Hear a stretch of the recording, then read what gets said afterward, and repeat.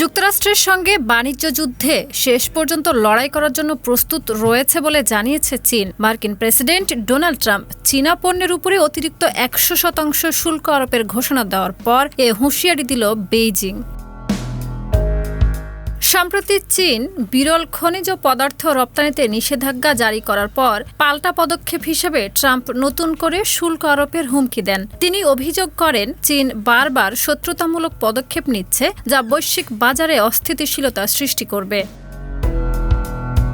সামাজিক যোগাযোগ মাধ্যমে দেওয়া এক পোস্টে 10 অক্টোবর ট্রাম্প জানান, চীন থেকে আমদানিকৃত পণ্যের উপর অতিরিক্ত 100% শুল্ক আরোপ করা হবে। পাশাপাশি 1 নভেম্বরের মধ্যে সব ধরনের গুরুত্বপূর্ণ সফটওয়্যার রপ্তানির উপরে নতুন নিয়ন্ত্রণ জারি করা হবে, যা বর্তমান শুল্ক ছাড়ের সময়সীমা শেষ হওয়ার 9 দিন আগেই কার্যকর হবে।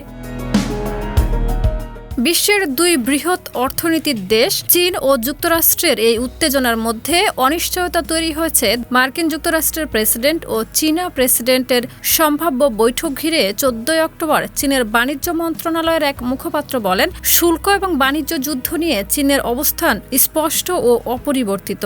আপনি যদি লড়াই চান, আমরা শেষ পর্যন্ত লড়ব। আবার যদি আলোচনা চান, আমাদের দরজা খোলা রয়েছে। শাহিদা রুবি, মাই টিভি।